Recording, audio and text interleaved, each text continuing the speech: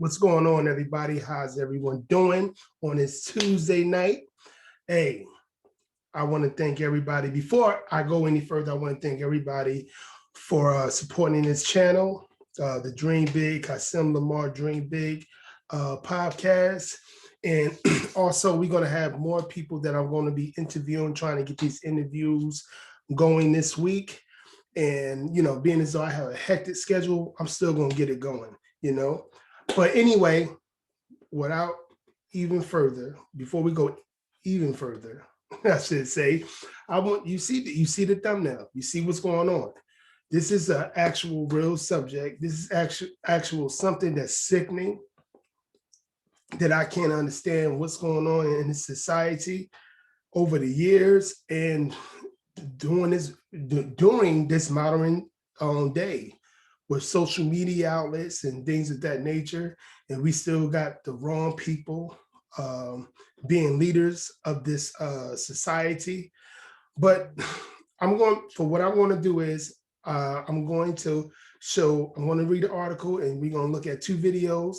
And also I'm going to speak from my perspective. You know, any man that want to protect our children, perspective. Any woman that want to protect our children, perspective. But anyway, let's get it going. Please like and subscribe. Before anything, like and subscribe to this channel. Let's get it going. I'm about to share this. Here we go. All right. Just want to look at this video first, and then we're going to go to the article.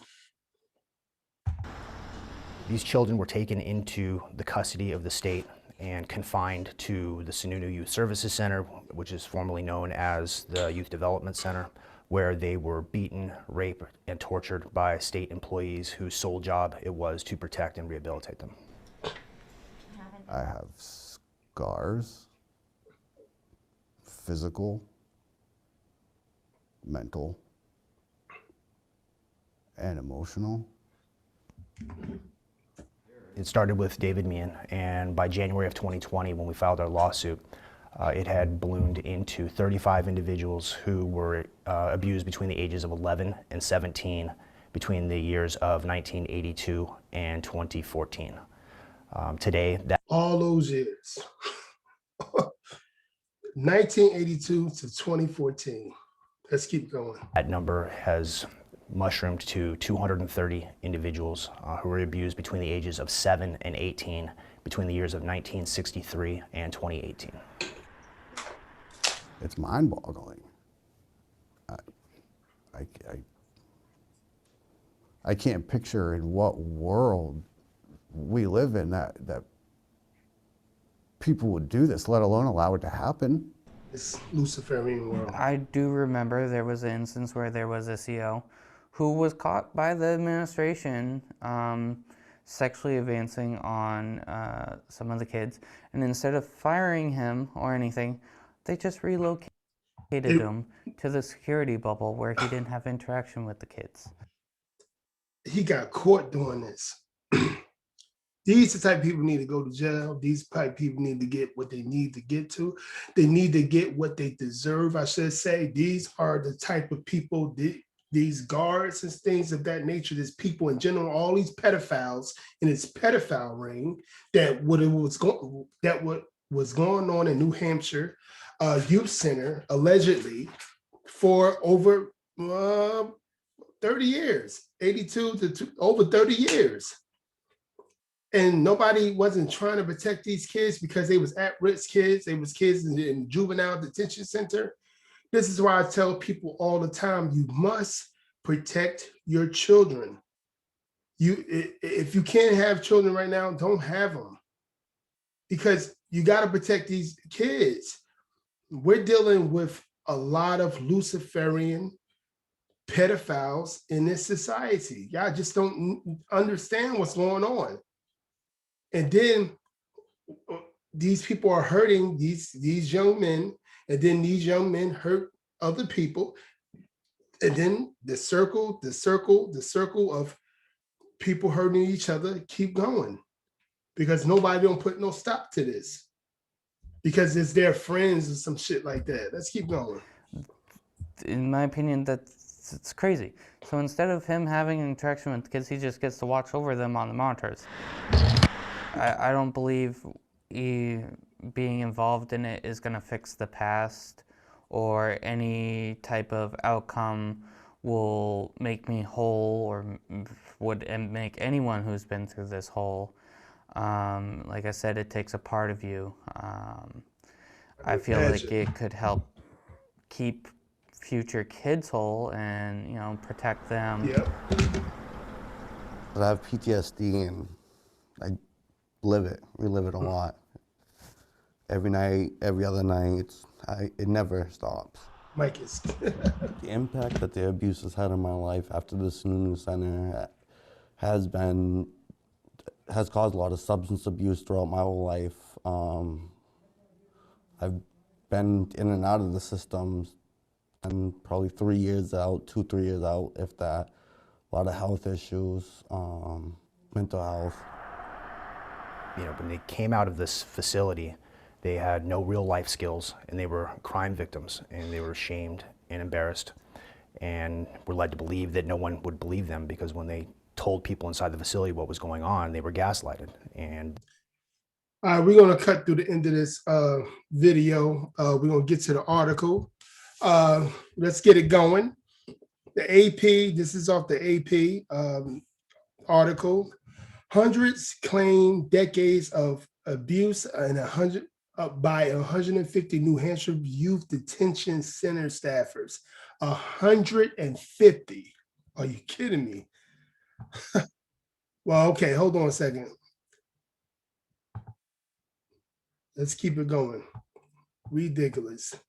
I'm just going to read the article instead of looking at the video. Okay, abuse allegations against New Hampshire state-run youth detention center now span 6 decades, with 150 staffers during the time accused of physically or sexually harming 230 children at a facility the victim's attorney calls a magnet for pedophiles. A magnet for pedophiles. If that's not a magnet for pedophiles, I don't know what it is. And whoever's in charge of that facility all them years, I guarantee it's people that's born into it, you know, family members becoming like these small towns in New Hampshire, places like that. They married into it. You know, it's brothers and sisters, you know, cousins and, you know, friends of, you know, family members and things of that nature, taking advantage of kids from a lot of times these detention centers. A lot of these kids come from different areas of the country, of the region, whatever. It could be people from New York all the way up in New Hampshire, because there's no room in New York detention centers and stuff like that. And people take advantage of this. This is what they take advantage of. Let's keep it going. Ross Riley sued the state in January of 2020 on behalf of 36 adults who alleged they were abused as children at the Youth Development Center in Manchester between 1982 and 2014. He now represents 230 clients who say they were abused between 1963 and 2018, 3 years ago, when they were ages 7 to 18. I'm telling you, in these small towns where people, because they know you, cousins and friends and, you know, friends of the family for years, that's who get into those positions of those youth detention places and staffers. That's who get into those positions. And from 63 to 2018, oh my, that's 50 years ago. That's definitely inherent. That is definitely something that you really have to look at. Who's in charge? Stop putting these people that's from that area for over 60, 70 years, got family, you know, grandfathered in, and that's what I meant to say, grandfathered in, you know, fathered in, whatever it be, and no one's doing nothing about it.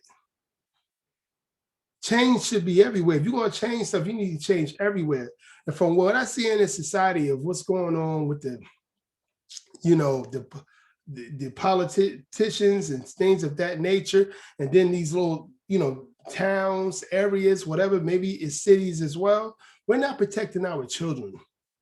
We're protecting all these grown folks that really don't want no protection, but we're not protecting our children. This is ridiculous. You know, I'm gonna let you guys listen to this one video, and for, you know, and then that's gonna be the end of the video. Let's get it going. Hold on one second. Up. As a matter of fact, let me see. This was about a year ago. Oh no, sorry guys. Here we go. The lawsuit filed Saturday comes just months after two former counselors were charged with the alleged sexual assault of a teenage boy at the Sununu Youth Services Center in the late 1990s. That alleged victim, David Meehan, has self-identified himself and is now the lead plaintiff in this new lawsuit. He joins 35 other people who claim they were physically, sexually, and emotionally abused. So just like they said on the article that I read, this story came out yesterday, but now it's the guy, he's coming out again, the lawyer he's representing all 230 you know, adults now that was in detention centers there in New Hampshire. And this is back in January. And this is, I'm telling you guys, at the center between 1982 and 2014. These are boys and girls that were taken into state custody and then beaten, raped, and tortured by the very state employees whose job it was to protect them.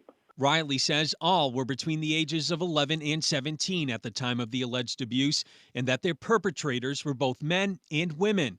He says the alleged abuse happened both on and off the property.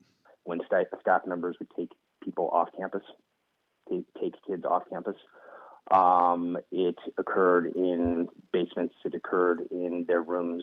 The lawsuit was filed against the state of New Hampshire, the Department of Health and Human Services, along with former and current employees of the center. In a statement to News 9, the Attorney General's office says in July it launched an investigation into the center, specifically looking at the time frame between 1990 and 2000. Adding the investigation into whether additional juveniles were subjected to physical or sexual violence at the Youth Development Center remains active and ongoing.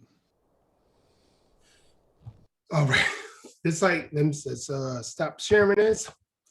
People, first, for all the points that I put in, all the points that I discussed tonight, first point is stop grandfathering in people in these companies, especially when we're dealing with children, especially when they got a long history of doing things that they don't supposed to be doing, and being pedophiles, the worst thing ever. The worst thing ever. And we look at it like it's something just to sneeze on. This is not just to sneeze on. We got to look at these facilities, these different situations, these laws that really not protecting our children, because these children are going to grow up and they're going to be adults and they're going to be doing their thing with other children. And then the chain reaction keep on happening because we're not, as a society, protecting our children. You have to protect these kids. Stop trying to protect all these adults that really don't want no protection. You got to stop doing it. But anyway, guys, this is the end of the video. I hope you like and subscribe to this channel. Great video. I'm going to put the link. I'm going to put some of the video, the news article, not the articles, the video in the description box, and please check it out. And hey, comment on the video as well, and let me know what you think about this and what we should do, solutions, things that we need to do. All right, peace.